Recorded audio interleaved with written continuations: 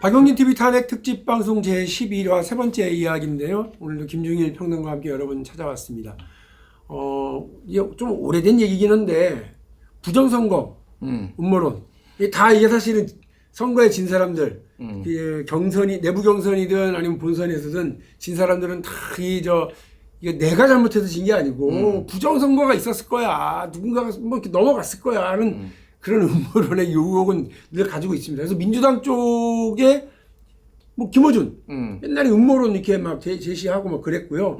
또 조선일보는 오래 전까지 올라가더라. 뭐 컴퓨터 조작론 DJ가 먼저 그런 거 아니냐 이렇게까지 또 하던데 부정선거 음모론과 관련해서 최근에는 국힘이 거의 그거를 신주단도 모시듯이 특히 전직 대표였고 대통령 권한대행을 황교안 이번에 헌재 나와가지고 계속 면박당하면서도 계속 그 얘기를 주장하고 하던데요. 여기에 배우에 애니첸이라고 하는 한국계 재미교포가 이쪽에 좀 많은 에너지를 형성해서 보내고 있다. 이러는데 어떤 분인가요? 네, 한국일보가 이거 집중 보도했고 사실 저도 몰랐는데 네. 조금 이제 확인을 해보니까 이 미국에서 큰 돈을 벌었대요. 근데 남편이 이제 아이러니하게 홍콩계? 그 중국 사람 쪽이에요. 그러니까. 네. 그런데 무슨 사업을 해가지고 큰 돈을 벌었고 그 다음에 이제 미국의 보수 정치에 돈을 가지고 이제 많이 이제 후원을 하는 거죠. 그러면서 본인의 영향력을 이제 확대를 한 건데 중요한 거는 한국하고 이제 한미 자유안보정책센터라는 거를 KCPAC라는 걸 설립을 했는데 여기에 보수 정치인들이 많이 참여도 하고 행사하면은 가고 그리고 윤석열하고는 4번을 만났대요 후보 시절에. 네. 그러니까 상당히 어쨌든 그쪽에서는 좀 영향력이 있네 그러면. 영향력이 있는 거지. 그러니까 미국 쪽의 보수하고의 연결고리를 좀 찾기 위해서. 근데 이제 이게 골 때리는 게 부정선거 음모론을 이제 이 사람이 매개가 돼가지고 한국에 전파했다라는 건데 저는 이게 이 사람이 전파했다고 보지는 않아요. 왜 그러냐면은 다만 부정선거 얘기가 나오니까 각자 나온 거를 이제 연결시켜주는 거지 한국에 없던 부정선거 음모론은 이 사람이 이식했다라고 보기엔 좀 어렵고 왜 그러냐면은 부정선거 음모론 말씀하셨다시피 뭐 옛날부터 있었잖아요. 그런데 보수 정권에서 보수 쪽에서 부정선거 음모론이 나온 거는 2020년 4월 총선 황교안 미래통합당이 진 이후에 황교안이 주장을 하면서 이게 힘을 더 얻기 시작한 거잖아요. 그러면서 이제 사전 민경욱 뭐 이런 분들 민경욱까지 63대 36 이게 비슷하게 나오더라. 비슷하게 나온 게 당연히 수도권 민심이 비슷하니까 당연한 얘기를 이제 막 주장하기 시작해요. 그런데 트럼프가 부정선거론을 얘기를 한 거는 본인이 대선에서 졌을 때잖아요. 2020년 11월입니다. 그러니까 트럼프가 부정선거를 얘기한 게 뒤에요. 그런데 이거를 이식을 한 건 아니죠. 그러니까 미국 거를 한국에 이식한 게 아니라 둘 다 부정선거를 얘기하다 보니까 부정선거의 보수의 공통점이 있네라고 이 사람이 연결고리가 됐다는 정도로 봐야지 한국에 이식을 한 건 아니다. 그러니까 그 얘기를 첫 번째 하고 자생적 부정선거론이었다. 한국거는 역시 우리는 독립적이야. 독립적이지. 이게 이제 골 때리는 게 저는 이거를 보면서 기사를 읽으면서 재밌었던 게 원래 국제연대 이게 그러니까 막 한국 부정선거 그러니까 이 보수의 국제연대를 지금 꾀하는 거예요. 그러니까 그런데 사실은 국제연대 같은 경우는 원래 마이너리티들이 하는 거예요. 권력을 가진 쪽에서는 국제연대 같은 거 할 필요 없지 솔직히. 제1, 제2, 제3 인터내셔널 좌파들이 하는 겁니다. 좌파들 진보 좌파들이 만국의 노동자여 단결하라고 하면서 막 인터내셔널 노동자 자자자자자 이런 거 하고 막 그랬단 말이야. 그렇죠. 그러면 신자유주의를 막겠다고 다보스 포럼 막 그러면서 막 전 세계에 몰려들고. 근데 보수가 이제 국제연대를 하기 시작한다. 이거는 보수가 어떻게 보면은 마이너리티가 뭐 완벽하게 마이너리티라고 보진 않습니다. 약간 위기감을 많이 느끼고 있다. 근데 이게 정말 멍청한 게 뭐냐면요. 부정선거를 가지고 연대를 하려고 하면은 연대를 어느 나라 보수랑 할 수 있겠습니까? 한국하고 미국밖에 없어요. 이게 그러니까 유럽의 보수가 미국도 사실은 이번에 이겨버렸잖아. 게다가 그러니까 싹쓸이했잖아. 제가 최근에 트럼프가 부정선거라는 얘기 하는 거 보신 적 있으세요? 안 하지. 자기가 이겼는데. 아무도 안 해요. 지가 이기고도 부정선거 얘기한 건 전 세계 윤석열밖에 없어. 그러니까. 모질이야 내가 보기에. 모질인데 어쨌든. 오늘 계속 모질이로 몰고 가시는군요. 그러니까 이게 대통령은 모질이 자막으로 이렇게 해서 김준일 자막으로 해서 대통령은 모질이라고 써주십시오. 그러니까 이게 진짜 황당한 게 뭐냐면은 저는 뭐 보수가 연대할 수도 있죠. 근데 그거의 연결고리를 부정선거로 하는 순간 이거는 보수 연대 확장성이 없는 거예요. 그러니까 그래서 이거를 너무 큰 의미를 둘 필요는 없는데 어쨌든 이런 움직임들이 있어. 그러니까 미국에서는 이제 부정선거론이 안 먹히니까 오히려 애니첸이 한국에 활동하는데 더 열심이다. 여기 이제 한국 쪽에 이런 음모론에 이제 뭐 금전적인 후원, 그다음에 시설과 이런 자원을 좀 제공하는 에너지를 지금 넣고 있는 모양인데, 예.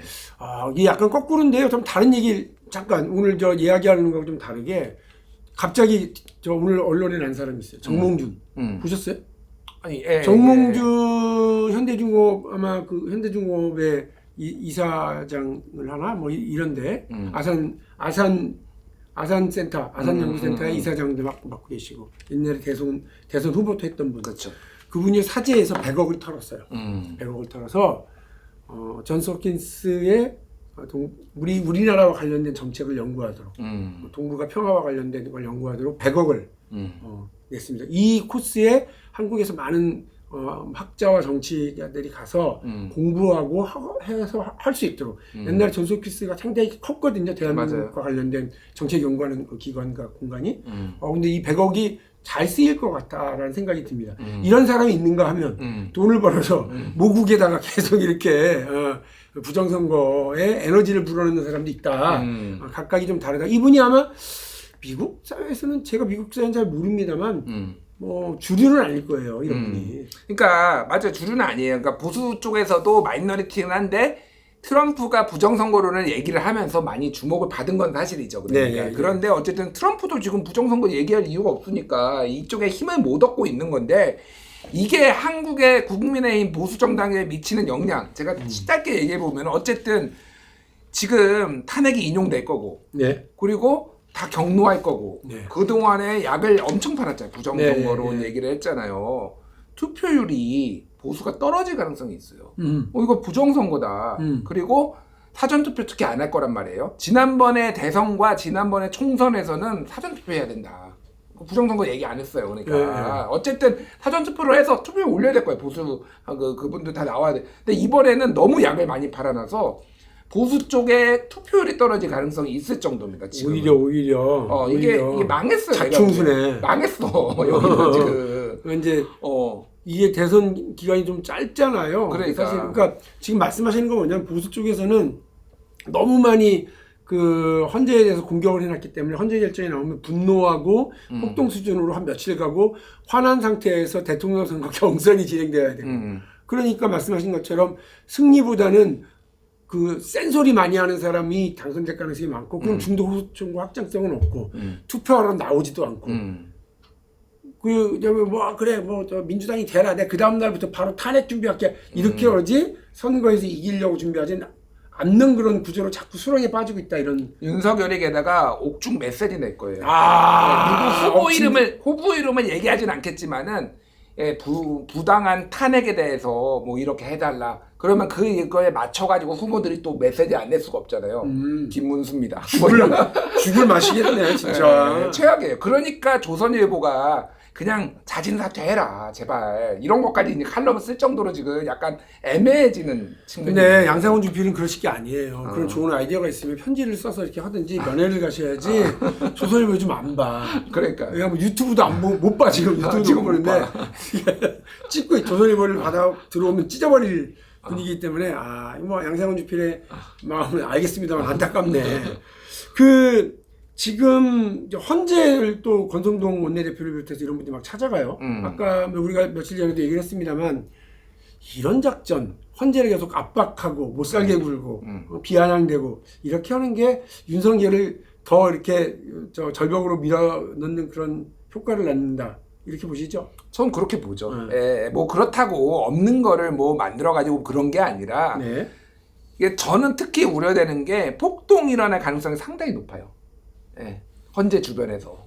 그리고 박근혜 탄핵 때도 몇 명 죽었거든요. 근데 자기들끼리 흥분해가지고 뭐 대형 스피커에 깔려서 돌아가신 분 막 이랬단 말이에요. 그러니까 박근혜 탄핵 때도 이랬는데 지금 윤석열 탄핵 때 안 그럴까? 전 폭동이 일어날 거라고 봐요.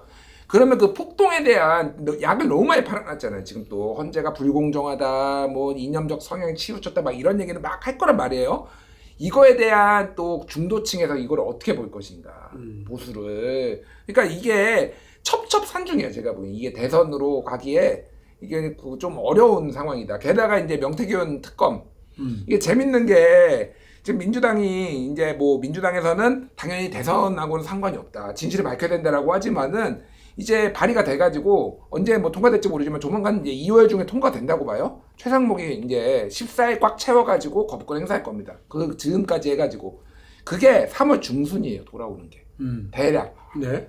그러면은 탄핵 때하고 크게 차이가 안 나요. 그럼 민주당에서는 그거를 제2 이제 발의 이제 해가지고 투표해야 되잖아요. 이거는 민주당이 그냥 그러니까 국회에서 조정할 수 있잖아요. 기한이 없어요. 그러면은 경선이 막 진행되는 상황이 될 거예요. 그게 네. 국힘에 정말로 모두가 다 똑같이 이거를 부결할 것인가. 자 여기에 김문수 그리고 유승민, 한동훈은요 명태균하고 상관이 없어요. 좀 해라. 그러니까 이거를 이게 막 경선이 진짜 막 치열하게 진행되면은 김문수가 막 인기 있으면은 김문수 쪽에 줄 서는 의원들도 있을 거라고요. 그럴 거 아니에요. 예. 당연히 뭐 하친 게 한동훈계도 있고 유승민 뭐 의원하고 가까운 분이 얼마인지 모르겠는데 이게 생각보다 통과 가능성이 있어요. 그러니까 치열하면서 새로운 시각이신데. 아니 불가능하지 않으니까 제가 100% 통과된다는 게 아니라 지금의 국민의힘은 이거 보수 개별 특검이다 이러면서 절대 안 된다 이렇게 얘기하는. 권성동 원내대 권성동은 그렇게 얘기하는데 관련된 사람이 많아가지고. 홍준표 시장은 아니 저 범죄자 헛소리 언제까지 들어줘야 되냐 뭐 특검을 하든 빨리. 오세훈도 말은 그렇게 해요. 오세훈도 그렇게 해요. 말은. 그러니까 이게 묘하다니까요 지금 상황이. 그러니까 이게 첩첩산중이에요 지금 보수가 그러니까 근데 이게 쉽지는 않지만은 전에 우리가 얘기했듯이 그럼에도 불구하고 이재명을 뭐 꺾기 위해서 이 보수들이 별 얘기가 다 나오고 만약에 이제 조금 중도 확장성이 있는 사람이 나오면은 반 이재명 연대를 할 거예요. 예. 그러니까 요 가능성이 좀 뭐 아직 남아 있긴 하죠. 반 이재명 연대는 아까 뭐 제가 며칠 전에 말씀드렸던 이른바 보수판 신 DJ 변화. 그래서 뭐 오세훈, 한동훈, 이준석 정도가 이렇게 묶이면 아 저거 상당히 세다 이런 느낌 이제 갖고 있는 그런 걸 말씀하실 수 있는데 명태균 특검에 대해서 그 약간 독특한 저는 사실은 아니 무슨 당대표는 경제, 성장, 뭐 미래 이렇게 얘기했는데 그 바로 그 다음날로 명태균 특검을 얘기해가지고 지금 아무도 먹사니즘 잘사니즘 얘기 안 하잖아요. 아무도 그때 무슨 말 했지? 기억을 못 해요.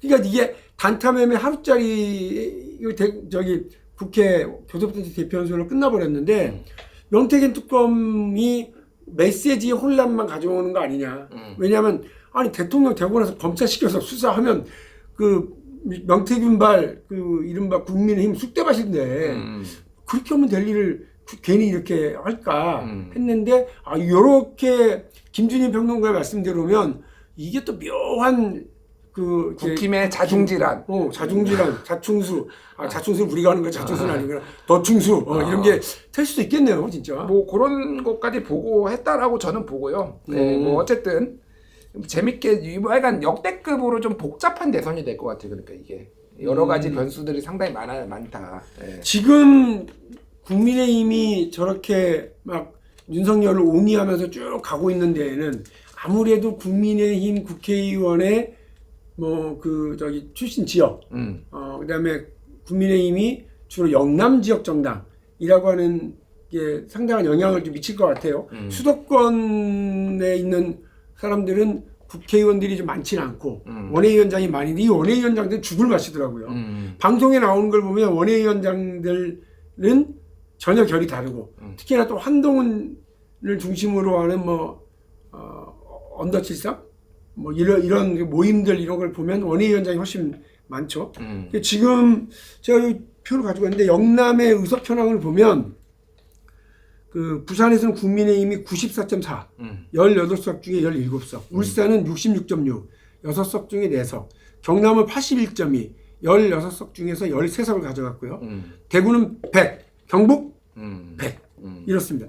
이러니까 영남 쪽에서 지난번 대구 동대구역 뭐 어마어마한 인파가 모였다 이렇게 보수들을 얘기를 하고 있는데 그런 인파들이 모이는 그런 대중적인 흐름과 이런 걸 좀 반영을 해서 그러는지 그리고 본인들은 뭐 저 다음 총선에 공천만 받으면 되니까 일단 센 얘기하고 그리고 튀지 말자.